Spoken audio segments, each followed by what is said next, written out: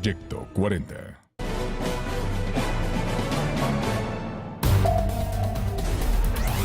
El presidente Enrique Peña Nieto se reúne con los padres de los desaparecidos de Ayotzinapa, Guerrero. Finalmente, reiteré mi firme compromiso con el Estado de Derecho y que habríamos de llevar a profundidad y a fondo las investigaciones que se vienen realizando. Como lo ha reiterado en distintos espacios, no cabe el más mínimo resquicio para la impunidad. Habremos de ir al final de las investigaciones a dar con los responsables, a aplicar la ley, tope donde tope. Luis Mazón, alcalde interino de Iguala, Guerrero, pide licencia indefinida. El Pleno del Senado aprueba en lo general y en lo particular la Ley de Ingresos para 2015. Resulta necesario modificar las estimaciones de ingresos presentadas por la colegisladora, proyectando obtener ingresos presupuestarios por un total de 4.694.677.4 millones de pesos. La Secretaría de Educación Pública pospone diálogo con la Asamblea General Politécnica. Continúa la alerta en Hawái por el río de lava del volcán Kilauea. ¿Qué tal? Muy buenos días, bienvenidos al primer café en este jueves 30 de octubre. Muchísimas gracias por acompañarnos como todas las mañanas. Ana María Salazar, Raimundo Riva Palacio, ¿cómo están? Muy buenos días. ¿Cómo está, Raimundo? Muy buenos días. Gusto saludarlos. Sí, oye, ¿Qué tal? ¿Cómo están? Muy buenos días. El presidente de la República sí va a ir a China. ¿Ah, sí va a ir a Sí China? va a ir a China, pero no va a ir a Brisbane, Australia, donde es la reunión del G20, las 20 economías más importantes del mundo. La confusión se dio por el fraseo de un comunicado de la Secretaría de Gobernación antier en la noche, donde le pedía al Senado que aplazara la discusión sobre el viaje del presidente.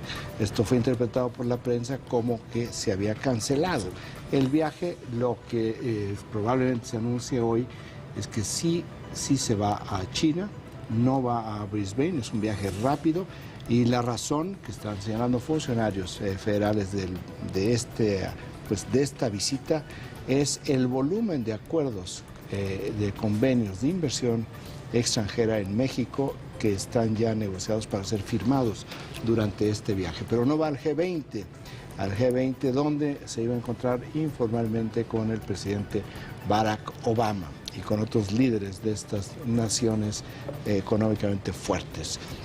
También acaba de salir el reporte sobre la economía de Estados Unidos. En el último trimestre creció 3.5%.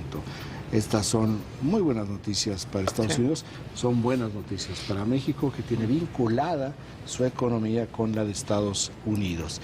Y en el PAI informativo de la agencia Intélite, pues una vez más, 44% de los impactos, casi la mitad, tiene que ver con dos temas relacionados con el caso de los normalistas desaparecidos en Ayotzinapa y en general con lo que está sucediendo todavía en Guerrero. 37% de los impactos que domina una tercera parte de la información es la reunión del presidente Peña Nieto de más de 5 horas con los familiares de los normalistas de Ayotzinapa, 3 de ellos que fueron asesinados por la Policía Municipal de Iguala y la de Cocula, y 43 que están desaparecidos. Ya vamos a tener esta información más adelante. 32% de los impactos, fíjate nada más, 32% de los impactos tiene que ver con este voto por una mayoría de 6 ministros de la Suprema Corte de Justicia en contra de la consulta popular del PAN sobre salarios mínimos. La Corte estableció que la pregunta planteada por el PAN, que era para llevar la consulta popular en las próximas elecciones federales, era inconstitucional. Rápidamente el PAN se quejó de la Suprema Corte de Justicia y dijo que de acuerdo con el artículo 28 constitucional, la Corte podía haber modificado la pregunta, pero no lo hizo, simplemente la rechazó.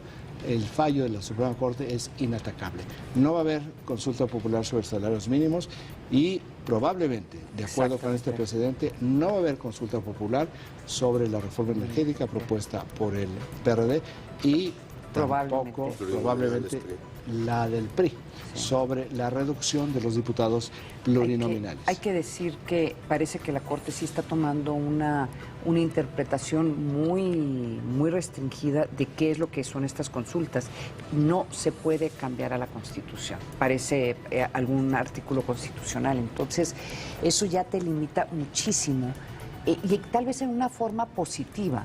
Qué tipo de consultas puedes hacer. Si tú quieres cambiar la Constitución, tienes que ir con los legisladores. O sea, que no tienes se que ir por politice, ¿no? La Suprema Corte. Pues sí, es un tema como de politización, pero también es como darle el respeto que se merece una Constitución de un país. Sí, se va más a técnica jurídica, Sí. ¿no? Y que si es un asunto político, la ventanilla está en San Lázaro, en San Lázaro o en Paseo de la Reforma, no en la Suprema Corte de Justicia. 10% de los impactos, la Secretaría de Educación Pública, pues pospone el diálogo con la comunidad politécnica. El diálogo estaba planteado para hoy en el Centro Cultural Jaime Torres Bodet de Zacatenco, que es el corazón del Instituto Politécnico Nacional, y la Secretaría de Educación Pública dijo, bueno, no hoy, no en Zacatenco, no con los secretarios de Estado que están exigiendo, sino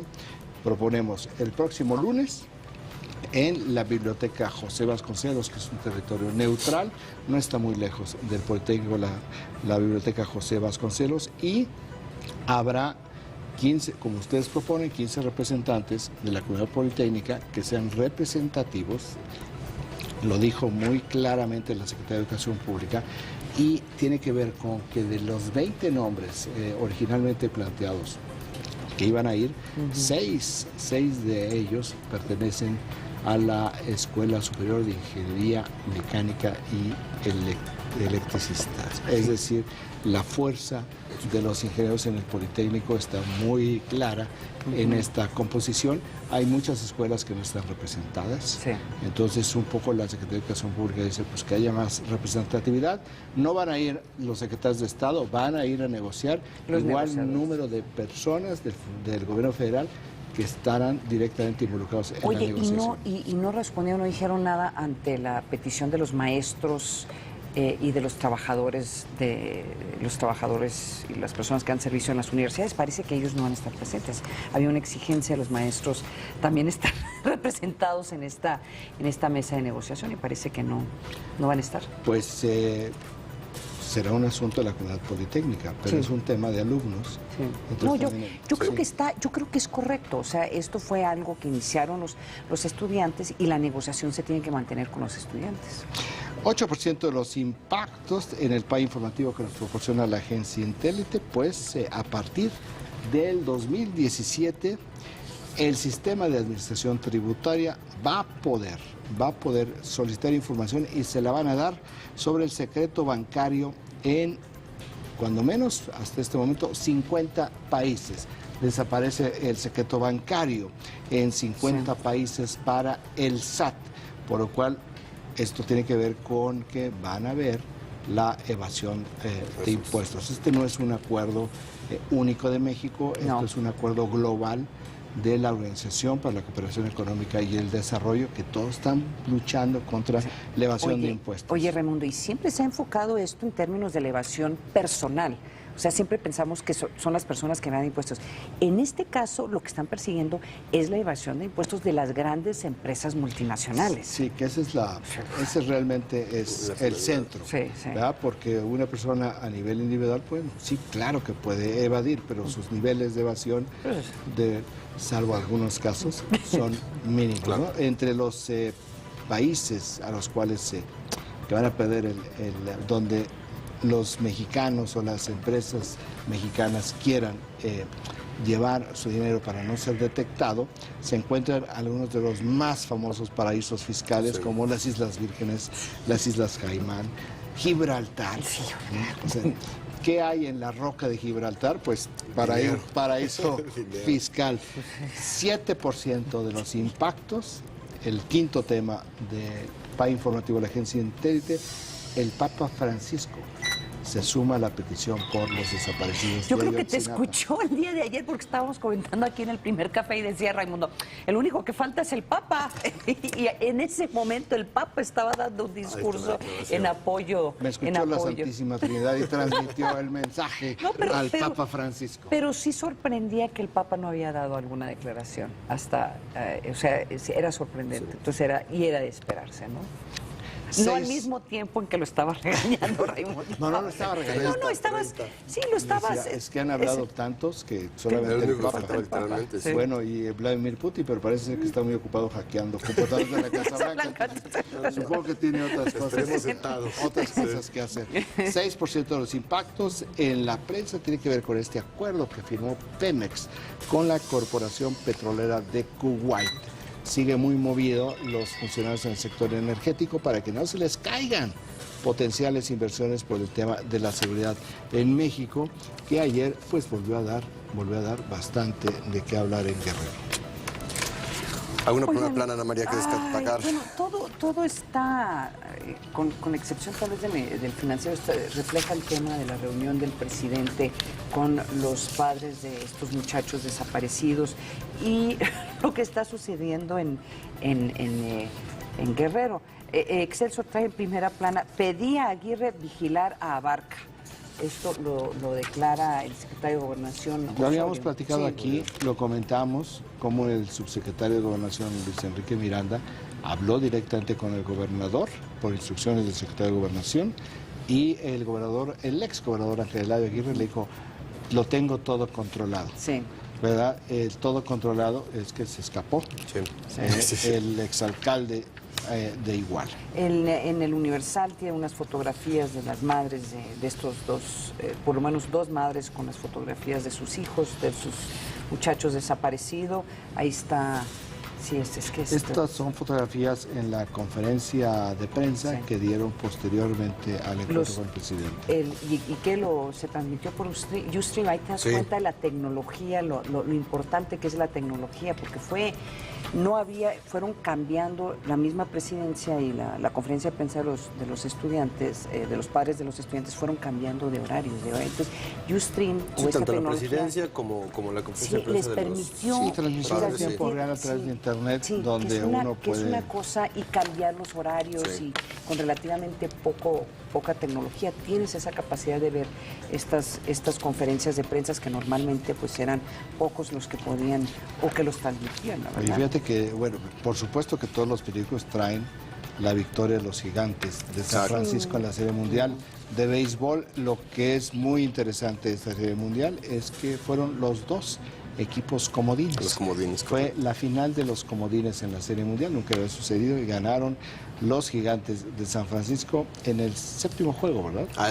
Sexto juego. Ya no se fueron al séptimo juego, sí, al Super Bowl, sí. En 6 juegos gana San Francisco con este gran pitcher. Sí. Digo, yo no soy beisbolista, pero he leído tanto sobre Madison Burgers, que ya está con su actuación en esta Serie Mundial. Una de las mejores actuaciones de la historia de la Serie Mundial. Entre las 10 mejores actuaciones, ¿verdad?, de pitchers en la Serie Mundial de béisbol. Y lo que yo quería señalar es una nota muy interesante en el New York Times, en la parte baja de su portada, donde dice que el presidente Obama está considerando reemplazar a sus altos funcionarios que quedaron muy lastimados por una cascada de crisis. Están hablando directamente de alguien que es muy cercana a él, que es la consejera de Seguridad Nacional de la Casa Blanca, Susan Rice. La consejera de Seguridad Nacional, ese cargo, Ana María, porque es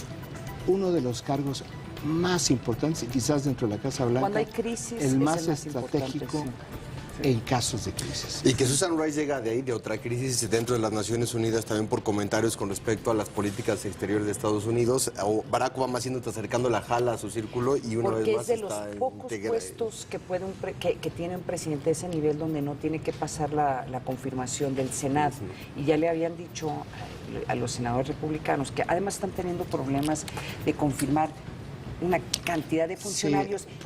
Pero el énfasis un poco es la manera como para que estas críticas no se le trasladen al presidente, lo que hace es quitarse el lastre. Sí, claro. Entonces, oigan, como colorario a lo que está pasando en Estados Unidos, me comentaron que hay posibilidades de que la embajadora María Echeveste no la confirme. Por lo mismo, no tanto que es María Echeveste, bueno, un poco María Echeveste por sus vínculos con Hillary Clinton, pero es simple y llanamente los senadores republicanos están decididos que no van a pasar, que los funcionarios que busca Barack Obama para su confirmación. Otra nota que quisiera subrayar, bueno, todos también ya llevan temas que tienen que ver con las elecciones que se llevan a cabo, que va a suceder la semana que entra, y de hecho hay que comentar que seguramente vamos a estar haciendo un análisis muy detallado sobre los resultados de las elecciones en Estados Unidos, pero sí se le está creando, hay dos temas sobre el ébola. Parece que está cayendo el número de personas que se están enfermando de ébola en África, eso es muy buenas noticias. Y claro, está la demanda de esta enfermera que ya empezó a amenazar. Hoy vamos a ver qué va a suceder. De hecho, ella dice que ya salió. ¿Qué dijo? Apenas hace unos minutos fue a tomar un paseo por bicicleta con su novio, desafiando la cuarentena impuesta por el Estado en ese sentido, y está generando también ya ruido ahorita en las noticias. Esto apenas es noticia de última hora. Y el tema también de Liberia, que digo, más allá de lo que la OMS piense, parece ser que la tendencia sí va hacia abajo, va disminuyendo, y eso son buenas noticias porque sería ya el tercer país africano en tener este tipo de notas. ¿Tú saludarías a la enfermera? Ahorita no, hasta que pase la cuarentena. Son las 7 de la mañana con 16 minutos. Vamos rápidamente a un corte. Regresamos aquí al Primer Café.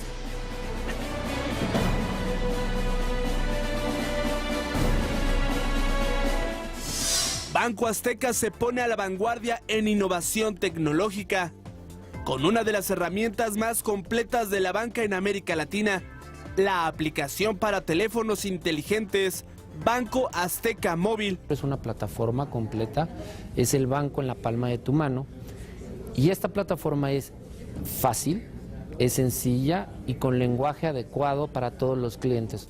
Aplicación para dispositivos móviles iOS, Android y Windows, que permite realizar operaciones desde cualquier lugar. Por ejemplo, el pago de luz, agua y televisión de paga, depósitos por medio de una fotografía, compra de tiempo aire, transferencias y pagos de tarjeta de Banco Azteca y otros bancos, pagos y cobros con código QR, apertura de cuentas de ahorro y préstamos personales. Y ese banco tiene que ser un banco accesible, fácil, intuitivo. Y eso es lo que estamos haciendo para que Banco Azteca Móvil sea un éxito, que el banco que conocen sea mucho más sencillo, muy fácil de transaccionar y transparente. Y para que los pequeños comerciantes acepten pagos en sus negocios con tarjeta, está la aplicación Pago Azteca, que permite hacer cobros con tarjeta de chip o banda y sin monto mínimo de venta. Lo hicimos pensando en los clientes, lo hicimos pensando en ustedes, en hacer transacciones sencillas. No importa si tienes mucho dinero, no importa si tienes poco dinero, lo más importante es, aquí eres tú como cliente. Desde su lanzamiento en enero de este año, más de 700,000 clientes ya usan esta plataforma móvil. Proyecto 40.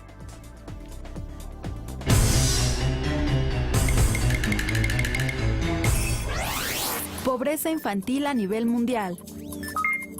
Desde 2008, la crisis económica en el mundo arrastró a 2.6 millones de niños a la pobreza. La cantidad de afectados por la pobreza infantil se elevó a 76.5 millones. El dato útil para comentar en el café. Función salvaje. Asesinos brutales. Jueves 19 horas. Proyecto 40. Cuando un vehículo es capaz de ofrecer diseño, funcionalidad y el avanzado motor EcoBoost, que combina a la perfección potencia y eficiencia de combustible, los demás autos simplemente desaparecen. Nuevo Ford Fusion. Todo lo que un auto debe ser. Ford. Go further. En este lugar entran miles de años de historia y ellos le ponen un precio. El precio de la historia. Jueves 22 horas. Proyecto 40. Para que el agua llegue aquí, debe viajar desde acá y eso cuesta mucho dinero. ¿Cómo pasar de las intenciones a los hechos? Con nuevas leyes. Necesitamos regulación federal sobre los organismos operadores municipales para asegurar que cumplan con sus responsabilidades en materia de agua. Para que el agua que está hasta acá sí llegue aquí. Nueva Alianza.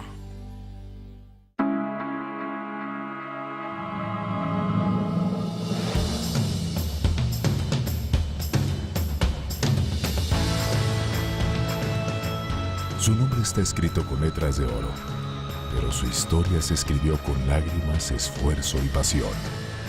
Alberto Barranco y Cintia Francesconi te hablarán del ser humano detrás de la leyenda urbana.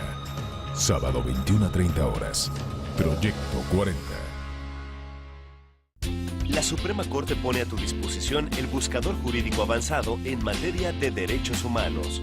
Este motor de búsqueda para Internet contiene las sentencias de la Corte Interamericana de Derechos Humanos, así como sus criterios y jurisprudencias. Consúltalo. www.supremacorte.gov.mx. Tus derechos están protegidos por la Constitución y la Constitución por nosotros. Suprema Corte de Justicia de la Nación. Salvaguarda de tus derechos. Este mes en Central, más allá del escenario, conoce la personalidad de Alfonso Herrera. Revista Central, cómprala ya. Con esto pagamos la graduación de Pablito. Y hasta le podemos comprar su coche. Y con este, un negocio que asegura el futuro de la familia. ¿Y qué tal ponerle el segundo piso a nuestra casa? Con los juegos y sorteos de pronósticos, hazte millonario y gana más. Pronósticos para la asistencia pública. La suerte está en tus manos. Hola, mamá. ¿Qué estás haciendo aquí? Quiero platicar con ustedes. No hay nada de qué platicar. ¿Por qué no me quieren? Tu color favorito es el gris. Es solo un color. Eso, ni siquiera es un color. Discriminar a alguien por su color favorito es tan ridículo como discriminarlo por su color de piel, género o preferencia sexual. Ven al Museo Memoria y Tolerancia, frente al Hemiciclo Juárez, Centro Histórico.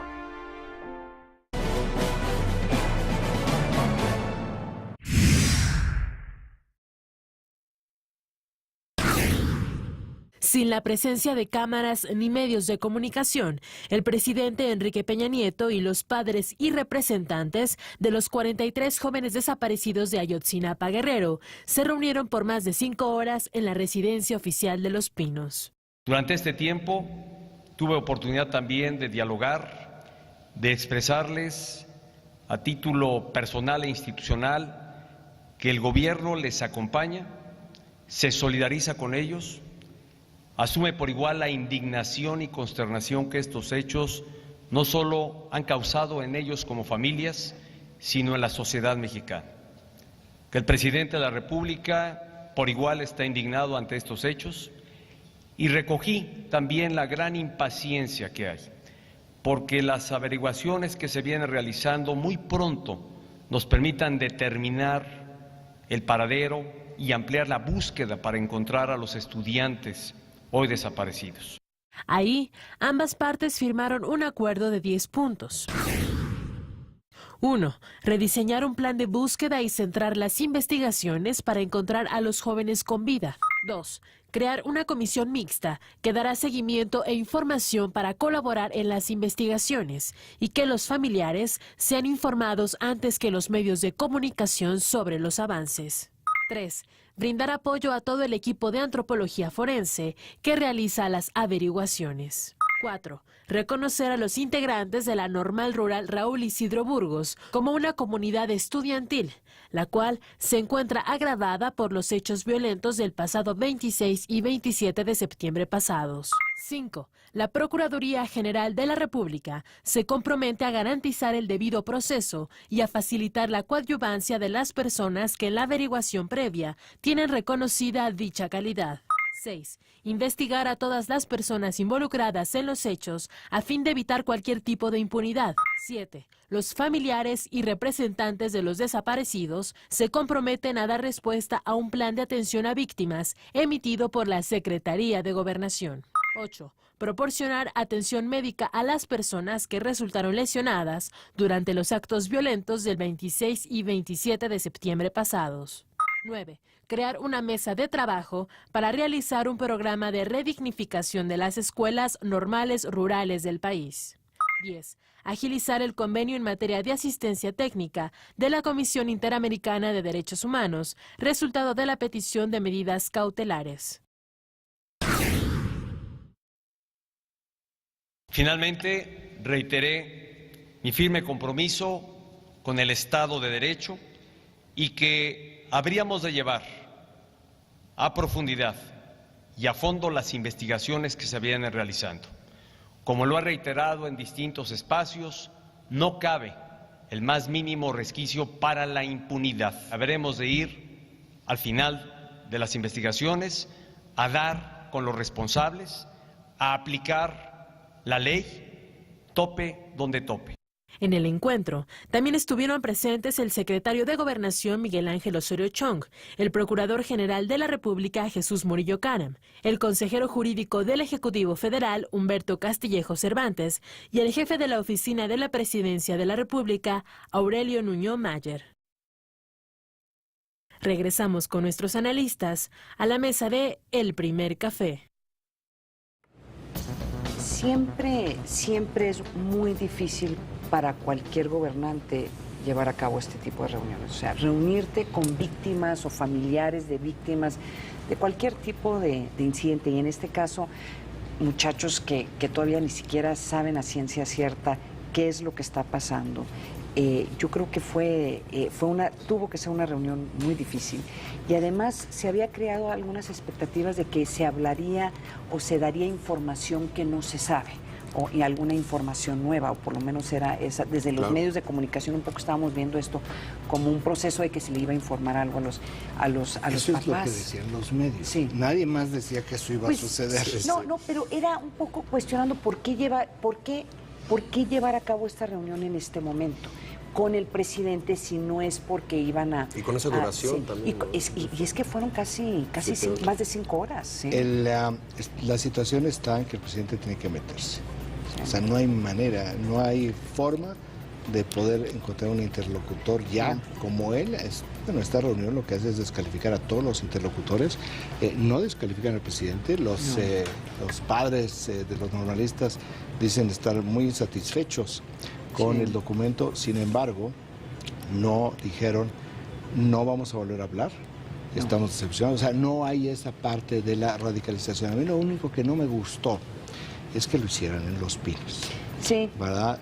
Hubiera sido mucho más prudente hacerlo en un terreno neutral, en una zona donde también hubiera otro tipo de posibilidades para que el presidente en un momento determinado pudiera decir, bueno, pues yo tengo asuntos de Estado que ocupar o que atender y me voy, para evitar lo que sucedió ayer, que dijeran, no nos vamos hasta que nos firme el presidente el documento de la minuta, el documento de los compromisos, que después dijeron que no les gustaba.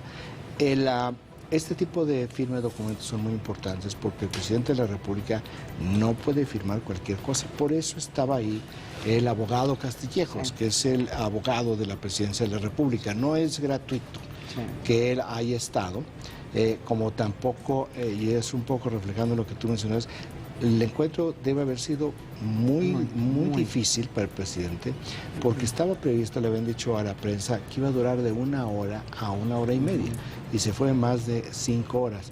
Me parecería, y aquí únicamente estoy interpretando por lo que sucedió después en la conferencia que dieron los padres de los normalistas de Ayotzinapa, que hablaron todos, que una parte de lo que nosotros vimos directamente de ellos cuando hablaron ante la opinión pública es lo que le dijeron al presidente, y pues son muchos.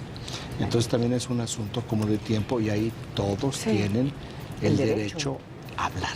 Y también no había forma que de la presidencia les dijeron, bueno, pues de todos ustedes que sean 5 los que hablan. No hay forma, no hay manera. Ahora, me voy a los compromisos. Oye, los acabo de tuitear, porque los compromisos están en la presidencia, acabo de tuitear el documento. No me voy a todos, me voy a ir a dos compromisos que me llaman la atención. Por lo que, no por lo que dicen, sino por lo que no dicen, pero por lo que implica. El número 4 es el donde dicen se reconoce a la Normal de Ayotzinapa como una comunidad estudiantil. Si uno lo lee de pasada, simplemente ni siquiera le presta atención. Esto es fundamental, porque esto lo que está diciendo, esto debe haber sido una exigencia de los padres para la no criminalización de los normalistas de Ayotzinapa. Y esto tiene que ver directamente, a mi juicio, y por lo que estuve escuchando yo posteriormente de la conferencia de prensa, sobre todo de algunos organismos de derechos humanos, respuesta directa a lo que ayer comentábamos aquí. Al salir en la prensa, al entregar en algún área de la Procuraduría General de la República una declaración ministerial de uno de los jefes de Guerreros Unidos, donde dice que 17 de los normalistas pertenecían a la banda contraria. Dijimos, pues no hay ni duda de que esto, por supuesto que va a generar un problema, porque inmediatamente se va a decir que están criminalizando. Bueno, pues este punto es el favor de un creativo en la PGR, el favor que un creativo con mucha imaginación en la PGR le hizo al presidente Peña Nieto. Este punto me parece era innecesario y probablemente no hubiera existido de no haber habido esta filtración a la prensa, donde, ¿qué es lo que sucede? Pues criminalizar a los normalistas. ¿Son o no son? No lo sabemos. El tema es que si el bosque se está quemando, pues tú no le metes más combustible en este momento al bosque. Y el otro tema, es el otro punto es el número 6, donde dice, se va a investigar a todas las personas responsables. Es decir, todas las personas que tuvieron conocimiento. ¿Qué es lo que estoy entendiendo? Que no nos debe de extrañar que empiece también una investigación. Pues se va a dar porque ya está indiciado. Indiciado es cuando te mencionan en una averiguación ministerial el exgobernador Ángel Eladio Aguirre. Porque el hecho de que lo investiguen y el hecho de que digan todas las personas responsables no significa que en automático son culpables o que se piensa que son culpables. Responsabilidad y culpabilidad es muy diferente. Como por ejemplo, es el hecho de que el secretario de Gobernación, después de 15 días de que dimos aquí el dato, de que la Secretaría de Gobernación le había dicho al gobernador Ángel Eladio Aguirre, cuídalo para que no se vaya. Pero el hecho de que el secretario de Gobernación lo diga públicamente, es decir, ya lo oficializa, después de 2 semanas, o poco más de 2 semanas, en los cuales aquí lo mencionamos y nunca hubo una confirmación. Bueno, de entrada, esta es una pregunta que va a hacer el Ministerio Público Federal, que debe de hacer el Ministerio Público Federal al gobernador y al fiscal de Iñaki Blanco. Decirle, a ver, si usted, licenciado Ángel Eladio Aguirre, le dijo al subsecretario de Gobernación que lo tenía todo controlado, ¿qué pasó? Y le van a preguntar al fiscal, ¿y usted por qué dice que no podían detenerlo porque tenía fuero si no se le estaba pidiendo que lo detuvieran? La otra pregunta al fiscal es, ¿y no le pidió el gobernador que pues lo tuvieran? ¿Al fiscal o al procurador? Es que es fiscal, Guerrero es fiscal, el procurador es fiscal. No le pidió el gobernador que estuviera atento, y el hecho de estar atento y que no se les va a escapar no significa esposarlo y meterlo a la cárcel. Ahora, con ese análisis también podría haber la interpretación de que también hay que cuestionar a Osorio Chong, cuestionar al Procurador General de la República y otra persona que va a ser muy interesante es Andrés Manuel López Obrador, porque supuestamente también a él le habían dicho. Ahora, él no tiene la responsabilidad, pero él no tiene responsabilidad. Déjame atajar lo que dijiste. No veo yo por qué tengan que preguntarle al secretario de Gobernación o al Procurador General de la República por esta razón. De lo que están hablando es de las líneas de mando directas, operativas, tácticas, y de las líneas de mando políticas. El tema el tema reducido técnicamente es del fuero común. Exacto. Ahora, el impacto político no es de un delito del fuero común, porque este delito del fuero común es tan grande que puede configurarse un delito de lesa humanidad. Claro. En Guerrero, no en el gobierno federal, sino en Guerrero. Entonces, la línea de mando no va más allá de Guerrero, no sale de Guerrero. Eso jurídicamente, pero políticamente ya se abre el abanico. Yo lo estoy hablando desde una concepción política. No, pero no tiene que ver con este cuarto punto, del sexto punto que tiene que ver con investigación. Hay que preguntarle a los cómo lo van a interpretar los que padres. Es también, bueno, yo supongo que estos puntos están platicados de otra allá adentro. Sí. Y que hay cosas, por ejemplo, el punto número 4, reconocer a la normal como una comunidad estudiantil, es un lenguaje diplomático y político, porque no puede decir no se va a criminalizar, porque el decir o frasearlo de esa manera, dice entonces, unos dirán sí son criminales y otros dirán ven como si están criminalizando la protesta social.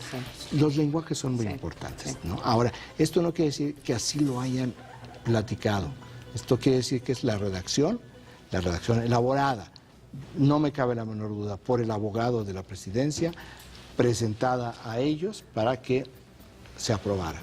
Y yo no sé qué tantas veces le metieron lápiz y le hicieron correcciones, pero sí, yo quería por eso especificar las líneas de mando en términos de una investigación policial para saber, y yo mencionaba este par de preguntas que se les podría hacer para determinar si fue una negligencia, si fue una incompetencia, si son responsables por omisión o por comisión. Sí, ¿no? Entonces, es muy importante lo que dices, porque a final de cuentas, cuando se haga, y creo que sí va a suceder, una investigación por la Comisión Interamericana de Derechos Humanos, o sea, todas estas estructuras internacionales, siempre ellos sí se basan en la parte jurídica, y no en política. Entonces, lo que se va a ver al exterior en términos de seguimiento va a ser qué es lo que dice la ley internacional. Lo que va a suceder, eso es la parte de estas comisiones, la Comisión Interamericana de Derechos Humanos, pero también está el costo político. Y esa es la parte más difícil de acotar. Un paso antes de lo que tú estás diciendo, que tiene vinculación con el costo político. Sí creo que en la investigación va a haber algunas autoridades del orden federal que van a ser llamadas a declarar. Tienen que ser llamadas a declarar si efectivamente, como dice el presidente, se va a llegar al tope de esto. ¿Cuáles son estas autoridades federales? Uno es el jefe del 27 Batallón de Infantería del Ejército, batallón que está a 500 metros de donde sucedió todo, donde también hay un destacamento de la Policía Federal. Entonces sí creo que ellos, como parte de la indagatoria, van a ser, tienen que ser llamados para decir, a ver, ¿qué es lo que ustedes saben? ¿Qué es lo que pasó? Que puedan aportar información que contribuya al esclarecimiento. Algo que no esté en los puntos es un asunto que los padres mencionaron, que les dijo el Procurador General de la República en esta reunión, que estuvo presente. Vimos las fotografías donde estaba efectivamente el secretario de Gobernación, el Procurador, el jefe de la Oficina de la Presidencia, pero había una persona del lado izquierdo en la imagen, que es el subsecretario de Gobernación, Luis Miranda, que es el que estuvo en conversación directa con el gobernador Ángel Eladio Aguirre. Es muy importante porque es el subsecretario del ramo, muy cercano al presidente de la República, y es quien lleva las negociaciones políticas. No estaba anunciado que él iba a estar en esta reunión, pero ahí lo vimos. La parte del abogado Castillejos es, me parece, consecuencia de lo que estuvieron hablando. De cierta forma se están viendo también en la primera etapa, ¿no? Porque una de los principales reclamos de los padres es que los encuentren vivos porque vivos se los llevaron, y en ese sentido estamos viendo qué va a ocurrir en cuanto al gobierno de razón de qué fue lo que ocurrió con ellos, cuál va a ser la relación de ellos, de los padres con la presidencia, y también al siguiente punto, porque se tiene entendido que tienen información que por algo están buscando en esos lugares. Ese era el punto hacia donde iba, que dijo el Procurador General de la República en esta reunión, donde dice, ya llevamos más de 50 personas detenidas, son 56 creo el número exacto que había, dice, y nos falta uno. O sea, dice, nos falta uno para poder determinar exactamente lo que pasó. Y eso es un reclamo de en la conferencia de prensa de los padres, también mencionan eso, ¿por qué ese uno? ¿Cómo se va a replantear la búsqueda también en ese sentido de cómo están pidiendo? Porque ahí sí puedo entender muy bien que no les hayan dicho quién es el uno, ¿no? Porque, ¿cuál es la única forma? No voy a hacer esta broma porque no es muy propio, pero no hay manera de poder mantener un secreto entre dos personas y menos entre tantas personas. Entonces, creo que ahí sí actuó con prudencia el procurador al no dar a conocer cuál es esa persona para evitar cualquier tipo de filtración de buena fe. O de ninguna manera de mala fe, porque ellos quieren que se resuelva el tema. ¿Sabes qué, Raimundo? El problema de haber puesto al procurador desde un inicio como el portavoz de este proceso es exactamente eso. O sea, los procuradores alrededor del mundo, en principio, tienen que dar muy poca información porque son los encargados de la investigación, además de los requerimientos legales. En el caso de México, tú no puedes estar soltando y tienes que tener mucho cuidado de lo que digas en público porque se te vuelve un problema en los procesos penales. Y porque cuando tú tienes que tu vocero es al mismo tiempo tu interlocutor, te debilitan como interlocutor. Entonces, el problema de haber tenido, el problema que también lo reclamaron los padres en la conferencia de prensa es que el gobierno federal se tardó mucho en entrar. O sea, eso es un reclamo que se volvió a recalcar anoche. Pero pones tú al procurador como el interlocutor y además el que está hablando con los medios de comunicación, sí te da la impresión que están tratando de esconder información.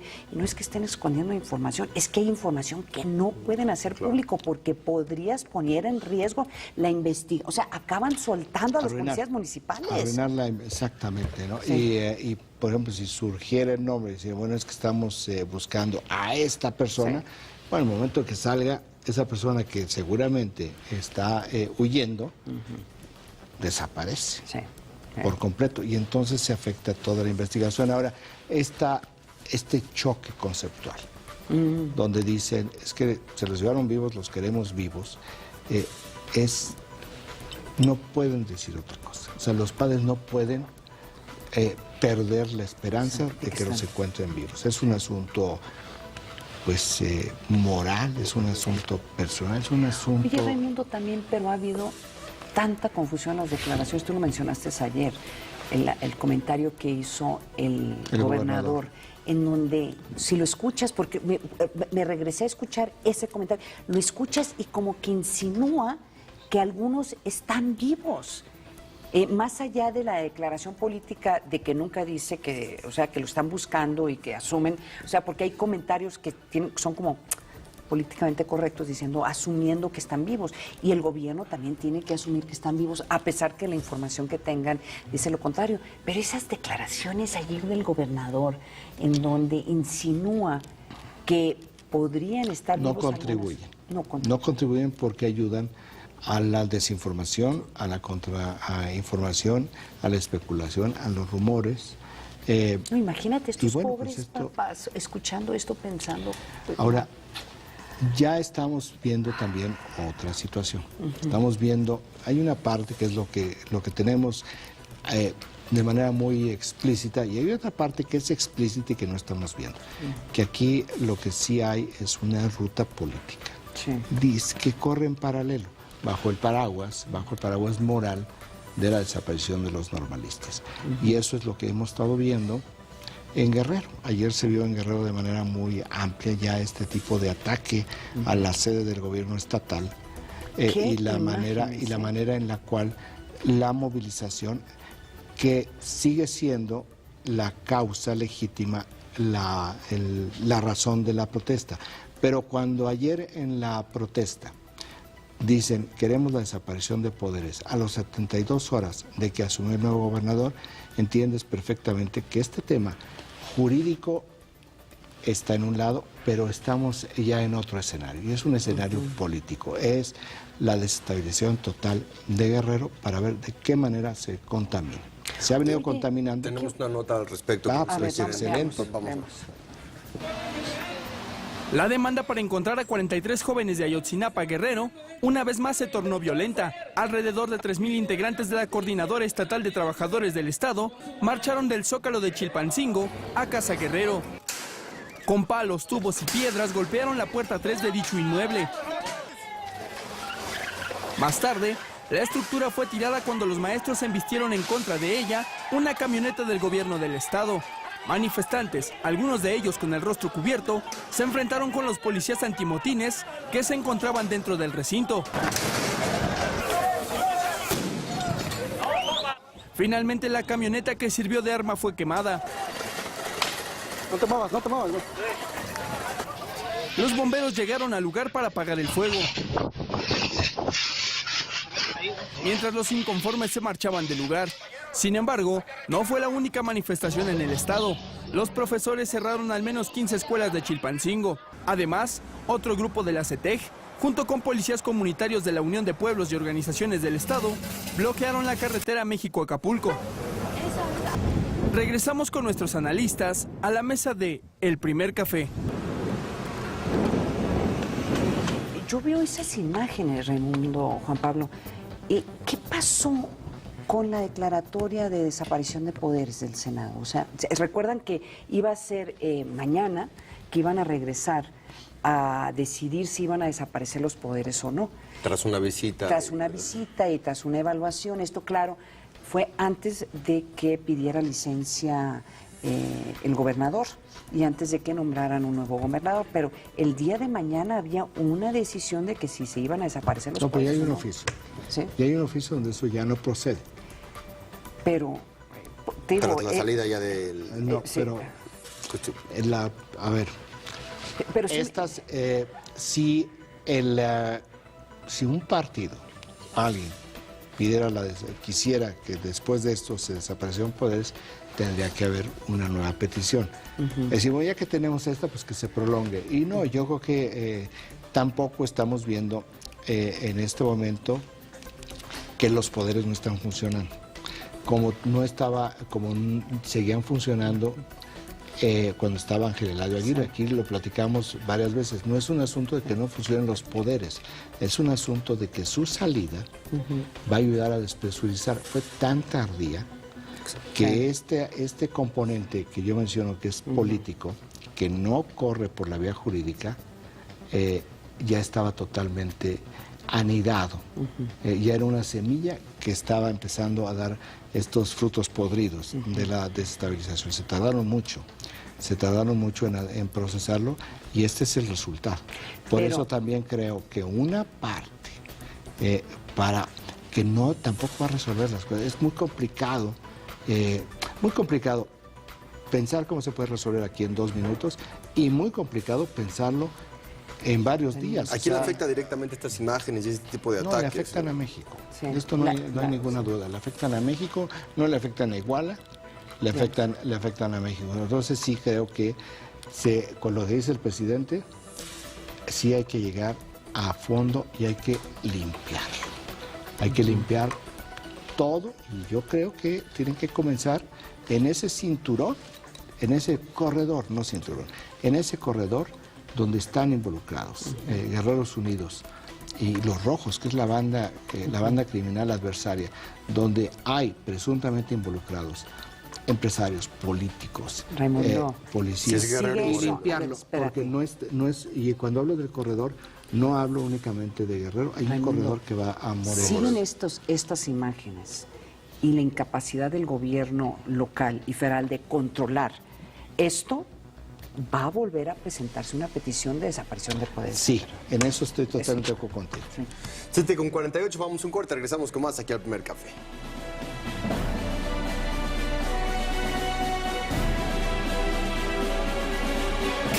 Países con mayor pobreza infantil: Grecia, Letonia, España, Israel y México. El dato útil para comentar en el café. Ahora los martes, jueves y sábados serán de celebridades digitales. Late Night Express, con Félix de Valdivia. Tercera temporada. Proyecto 40. Soy Manuel y soy alfabetizador de Linea. Ya llevo 3 años. Poder ayudar a que la gente aprenda a leer y escribir y ver los ojos llorosos de un padre al escribir por primera vez el nombre de sus hijos es indescriptible. En los próximos 4 años vamos a enseñar a leer y escribir a más de 2 millones de personas y a más de 5 millones a estudiar la primaria y secundaria. Con el Linea y mis compañeros, yo sé que puedo. Con la alfabetización estamos moviendo a México. Gobierno de la República. Poco a poco se ilumina el camino. La gran fiesta de los muertos, Hueymicaehuetontli, ha empezado. Un gran árbol es adornado con hermosas flores de cempasúchil, papel y largos cordeles. Y en la cima, un azteca es el dios de la guerra, acompañado por fieros guerreros. En la tierra, comida y vino complementan el ritual para la ofrenda del renacimiento. 2 de noviembre, Día de Muertos, una tradición con sabor a historia. Tengo un hijo, Alteza. Debería un día escuchar eso. Recibiríamos cualquier fruto de su unión. Mientras tanto, cualquier otro fruto deberá olvidarse como si jamás existiera. En este reino no existirán plegarias ni compasión alguna. Galerina, envenenaría a toda una mesa con esto. Sí, Dios no lo quiera. El rey falleciera. Los Borgia. Tercera temporada. Jueves 22:30 horas. Proyecto 40. Compré 2 trajes de hombre y 2 camisas. Me di cuenta que era un premio por haber comprado en el Buen Fin y que era de la Secretaría de Hacienda. Sí, hasta que recibí el premio fue cuando me enteré. Ya no tuve que pagar, que ya había quedado cubierto en mi mensualidad en el banco con eso. Paga tus compras con tarjeta de crédito, débito y participa. Secretaría de Hacienda y Crédito Público.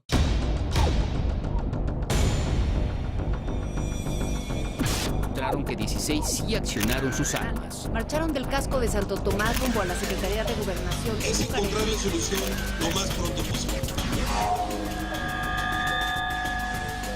Periodismo de investigación. Las voces de la verdad están en Todo Personal. De lunes a viernes, a las 21 horas.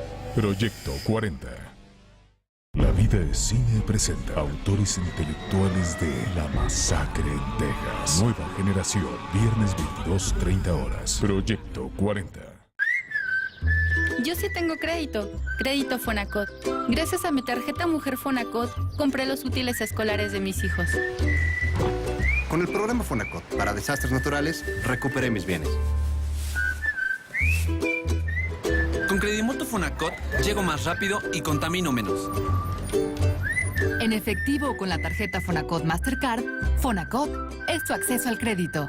Fonacot. Secretaría del Trabajo y Previsión Social. Lo que callamos las mujeres, visto por Al Jazeera. Del 6 al 14 de noviembre, 19:30 horas, Proyecto 40.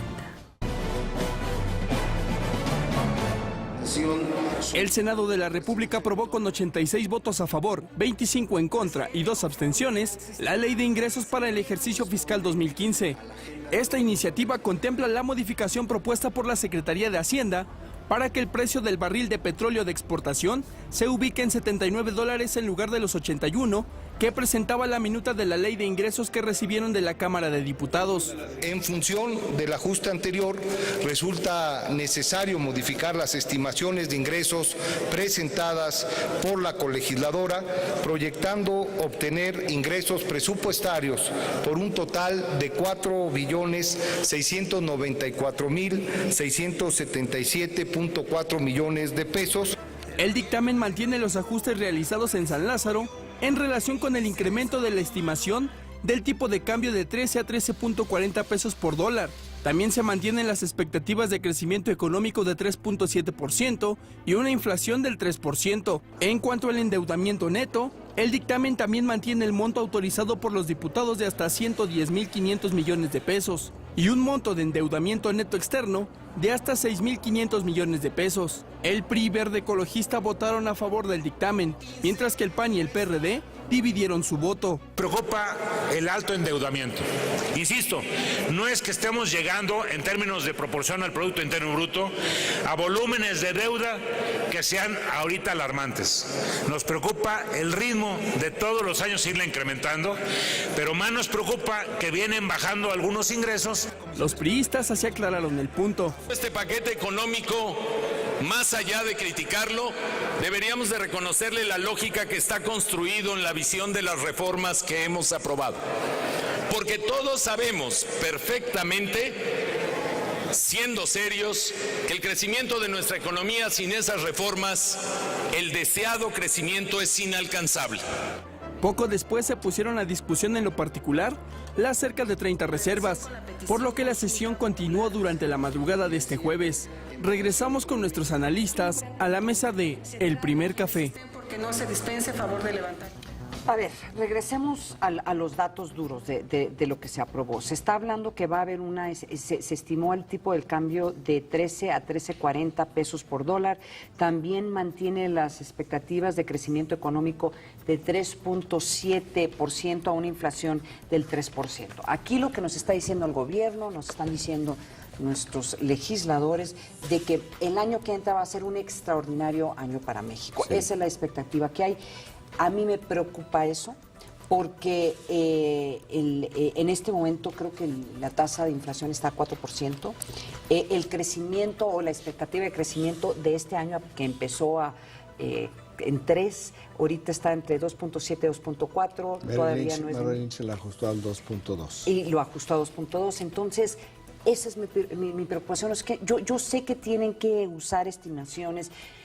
Y con el mercado petrolero internacional y también, con ¿no? Sí, además que tuvieron que bajarlo al 79 dólares por barril. Entonces, yo nomás digo, a veces me preocupa cuando cada año escuchas estos debates que en lugar de ser técnicos están pues tratando de ser con expectativas que va a ser, yo creo, muy difíciles de cumplir para el año que entra. Esperemos que no, esperemos que sea un extraordinario Por año eso para la México. recuperación económica de Estados Unidos no es una mala noticia. No, no es. ¿Verdad? Pero ¿sabes que estaban esperando que fuera 4% este semestre? O sea, que sí son buenas noticias lo que se anunció en Estados Unidos, sí, pero las expectativas era que iba a ser más alto. Así estamos. Y un deslizamiento de tierra en Sri Lanka dejó a más de 100 personas muertas, al menos 300 desaparecidos y decenas de casas enterradas. Con maquinaria pesada se realizan las operaciones de búsqueda y rescate. El alud fue provocado por las intensas lluvias. Hace unas horas el ministro de Desastres inició ya un recorrido por la zona afectada. Están hablando que podría haber 300 desaparecidos, o sea que esto nomás es el inicio de esta operación de rescate. Qué cosa tan terrible. Nos siguen mandando mensajes. Conejo Facio nos dice, están Guerreros Unidos, los Rojos y el ERPI, o sea que ya empieza, o sea, un poco retomando los comentarios tuyos, Raimundo, de qué otros factores o qué otros actores podrían estar involucrados. Nos pregunta Cipats, y no sé la respuesta, ¿por qué no se aplica extinción de dominio a Abarca y Aguirre Rivero? Los siguen protegiendo. En el caso de Aguirre no, porque no está investigado. Sí. En el caso de Abarca me parece que esa es una siguiente fase. Sí. Pero se tiene todavía que ir documentando, lamentablemente, porque siempre estamos como muy... Quisiéramos que la justicia fuera expedita. Digo lamentablemente, pero yo digo afortunadamente, la justicia no es tan expedita. Sí, no, y la justicia requiere de ir probando muchas cosas. Aquí hay un reclamo para A.M. Salazar, su servidora. Lo que le entregaron a AMLO fue un reportaje de la revista Proceso. Explícale a mi papá. No confundas a Ana María Salazar. Yo creo que fue algo más que eso. Es que es el tema de la responsabilidad del que estabas hablando, ¿no? Digo, ya la responsabilidad directa o... Sí, o sea, el que no le hayan dicho así en papel... Creo que no exime de la responsabilidad ni a él ni a todos. Sí, exacto. Ni a todos los partidos políticos. Yo creo que aquí es un poco el sentimiento de culpa que tienen de decir, bueno, ¿qué hicimos? Pusieron las franquicias de los partidos al servicio de personas con muy mala reputación para ganar votos. Yo creo que eso es el punto de inflexión en el cual se encuentra en este momento para decir qué regada dimos, tenemos que corregir. Oigan, gracias a nuestros amigos tuiteros por sus comentarios. Ana María, nos vamos. Muchas gracias, Raimundo. Muchísimas gracias. A ustedes también, gracias por vernos. Los esperamos mañana aquí a las 7 en punto en El Primer Café. Buen día.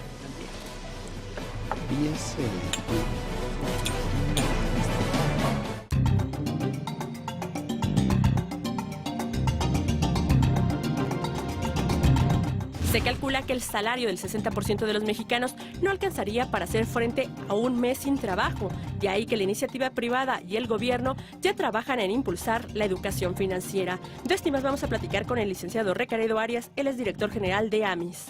¿Qué se puede hacer y qué se está haciendo en materia de educación financiera? En primer lugar, es muy importante que hagamos una diferenciación de por dónde debemos enfocar la parte de educación financiera. Por un lado, lo que tenemos que hacer es fomentar la cultura de la prevención y la previsión, que es parte de la educación financiera, para que las personas tengan la conciencia de que es muy relevante el prever, el tener también una conciencia del riesgo y sobre esa base saber qué riesgos pueden evitar, pero otros que no pueden evitar, entonces protegerse. Y dentro de eso está también desde luego la parte del ahorro.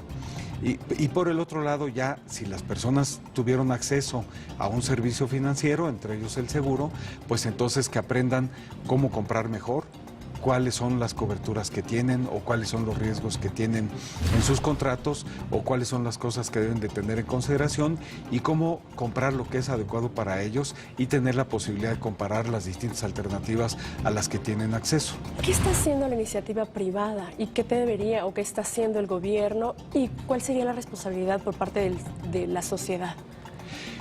Bueno, desde el punto de vista del gobierno, nosotros vemos que Conducef ha hecho una muy buena labor, no solo de atender y defender a los usuarios de los servicios financieros, pero ahí esto es algo, pues como todo, no debería de haber solo un día de X, del Día de la Madre, claro, o un día de educación financiera, una semana de educación financiera. Tenemos que trabajar todo el año. En concreto, ojalá que iniciativa privada y gobierno no bajen la guardia, por el contrario, redoblen el paso y que este programa de educación financiera sea transeccional. ¿Será yo posible?